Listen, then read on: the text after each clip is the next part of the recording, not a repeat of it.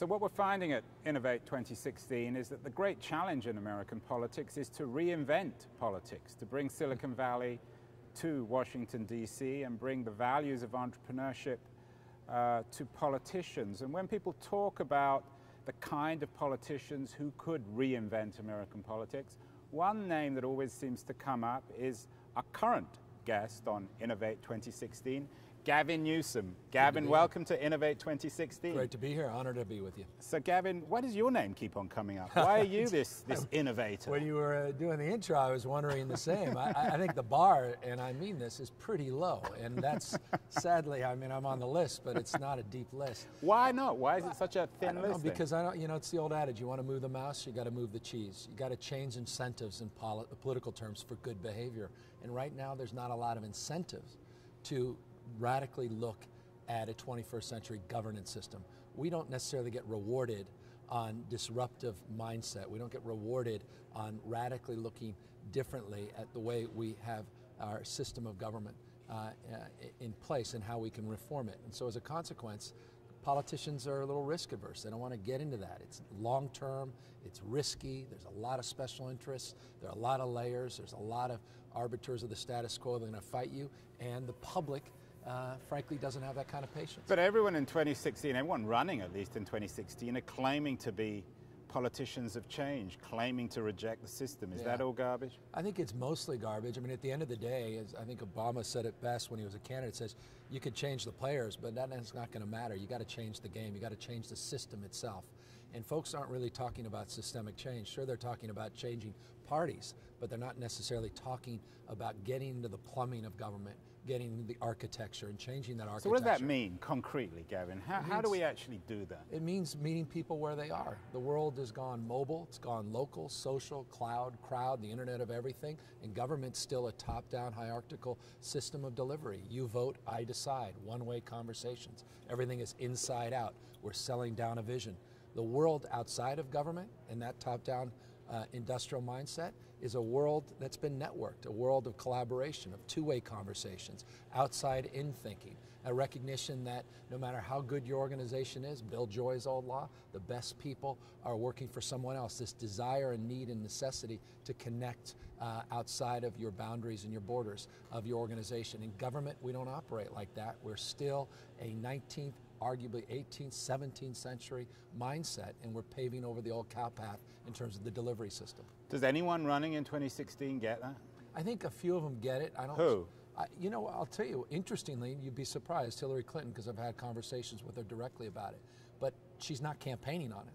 One person is attempting to campaign on it. What kind of conversations have you had with Hillary? That is substantive conversations about the industrial economy. And she agrees with that stuff about systemic review? Well, she talked a little bit about the gig economy.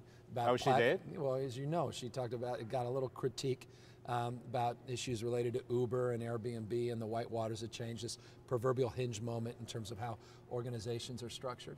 But she gets it. Again, it's hard to campaign on this. There's so much fear and anxiety. One guy who's campaigning on it, but I don't think gets it, but is campaigning a little bit on it, is Rubio, which is interesting. I see it, he's just selling a new brand, but I'm not necessarily convinced that he understands necessarily the substance behind it. That's just a personal observation. Hillary, interestingly, I know this, having sat with her, understands the substance, but is not necessarily politically leaning into it outside of one little speech where she got, frankly, a little bit of blowback. The bottom line is this. The framework is platform thinking, not machine thinking. A lot of the work that Tim O'Reilly's been doing, Gov 2.0, a lot of the work that's being done within the Obama administration, but not at scale with Todd Park. There's some good things happening, but not necessarily to the degree that a lot of us were hoping. Are these platform issues going to play a role in the election? Uber and Airbnb, the sharing economy, for example, is that going to come up? I think it's beginning because the nature of work is radically changing and it's happening in real time. And if the nature of work is changing, then by definition, the way we educate people to compete needs to change. We need to be more flexible, more adaptable. Our transition from a mindset needs to go to openness and collaboration and transparency in a world, again, a bureaucratic mindset and an industrial mindset that's top-down, that's opaque. And you see the two worlds colliding. And you see the constitutional shift in not in a literal sense, a figurative sense, of large industrial institutions giving way to something radically new. We talk about Airbnb as the largest accommodation provider in the world that has no real estate. We talk about Uber, as it's been noted, is the largest taxi cab company in the world, owns no taxi cabs. Something big is happening here. It's happening in real time, and government as an institution is on a collision course with the future. And what happens with regulation and regulators, especially in these particular areas? Because as you know this better than I do, that the issue of regulating Uber and Airbnb is increasingly a major political one. But the problem is the tech genie's out of the bottle. We're living in a world, as Friedman says, no longer connected but hyper-connected. We're now in a completely different environment, and so you can hold on and hope and pray you can build more walls, but the reality is you're no longer going to, I think, succeed in pushing back the future. And in that respect, the mindset that we have in government as it relates to regulations, the lack of flexibility, is no longer relevant, and it's now running up against a new reality where people are more and more dissatisfied with government because it's not responsive, it doesn't give choice, and it doesn't allow people to have real voice. And that is a serious problem that needs to be addressed in short order. We have to be more flexible in our rulemaking, more nimble in terms of our regulatory response, and recognize that the nature of change is changing. And the time frames to which things are changing are happening. Things that took 10, 20, 30 years are happening in 10 months, giving way in some cases within even shorter. What about the role of government when it comes to enabling technology, when it comes to spectrum, for example, or network neutrality? Yeah, well, that's all critical. I think our job is climate control, is creating conditions where people can be successful. Our job, you mean politicians? Politicians. In the past, it was prescribing a federal pill, a state pill, or a local pill to every problem. I think about government in this way. I think about it as the way Steve Jobs would have thought about, or did think about, his role at Apple. It's platform provider, not application provider. We don't need to be the arbiters of how, but we need, I think, to set the table for what. And what I mean by that is, a good friend of mine, Eric Liu, once said, he says, we need to be big on what, small on how. Let's solve in the vernacular of the 60s the issues of ignorance, poverty, and disease. Let's lay out our vision for doing that, but be less prescriptive on how we achieve those things. The old mindset was, as O'Reilly would say, the old vending machine. David Kettle used to write about this, the vending machine mindset. You put $1 in taxes, you get limited choices. Police, fire, healthcare, education. If you don't like your choice, you kick the machine, you shake the machine. To now thinking about it as platform, not machine. And that's a totally different engagement with the public, a different engagement that provides the public, again, a choice, a voice, and a two-way conversation where they feel they're part of a governing institution as opposed to just a campaign. Right now, it's turn on the voice, amplify the voice, get elected, and then you turn off the voice and walk away from the folks that elected you.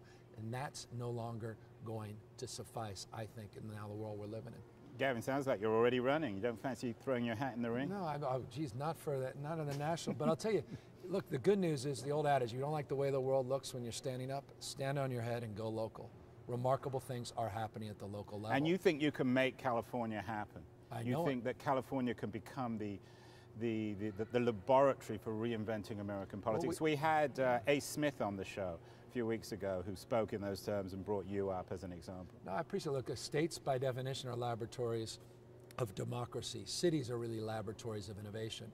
And so when I think of California, I don't think about it from Sacramento selling down its vision. I think about it as 470 plus cities, 58 counties. And I think about it as regions rising together. And I see that iterative mindset, that entrepreneurial mindset, the innovation running through the veins of the state. And I absolutely am convinced that California will lead the way. But again, it will be localized solutions that are scaled and relevant to other municipalities' needs, and then ultimately be transported across the country and around the rest of the world. Has Hillary got this thing locked up? There's no such thing in politics, particularly in the world we're living in, where you're one statement away, or lack of statement. It's what you don't say sometimes. One tweet away. One tweet, a video, getting caught with a mic on in the restroom and saying what you really think. But I think she's going to be hard to beat. And the Democrats are going to be hard to beat, do you think? I think the demographics are there for us. I mean, if we get out our vote, I don't think we can be beaten. I just think it's remarkable what's happened in the Republican Party. And I married well, a couple things. I married a big Republican family, so I have respect for Republicans by definition. I got my wife to finally move party identification to at least be independent. I'm going to make her a Democrat soon, or I'm sure will come on board. So I say this with respect to the other party. What's happened to the Republican Party nationwide is hugely problematic because they've alienated so many constituencies in an effort to divide in order to conquer, to win in these primaries. They've gone further and further right. The xenophobic language, the isolationist language, particularly coming from their leaders right now, Donald Trump and others, is going to be, I think, very problematic, not just in the short term, but the long term of the party. What happened in California should be a wake-up call to the federal Republican Party at a national level. Prop 187 in 1994 was the beginning of the end of the California Republican Party, where Pete Wilson, then governor, was looking to run for president of the United States and put an initiative on the ballot that attacked our diverse communities, particularly the immigrant communities and notably Latinos. The Republican Party in California has never recovered from that. And if the nationwide, if the Republican Party continues down this pathway, they will do similar damage to their brand and ultimately an important environment where two parties are competitive. Right now we're competitive, but the way the Republican Party is going nationally, 10, 15, 20 years from now, I don't think they're going to be competitive, and that would be, as a Democrat, I say this, a shame. We need that dialectic. We need the dynamic engagement of two strong parties, and I fear the Republican Party's mistakes now are going to be permanent unless they change track quickly. The end of the Republican Party. Perfect end to our interview. Gavin Newsom, Lieutenant Governor of California. Always a pleasure. Former Mayor of San Francisco. We're in San Francisco today. Thank you so much, and we'll get you back on when we have just about to inaugurate President Trump in 2016. Not going to happen.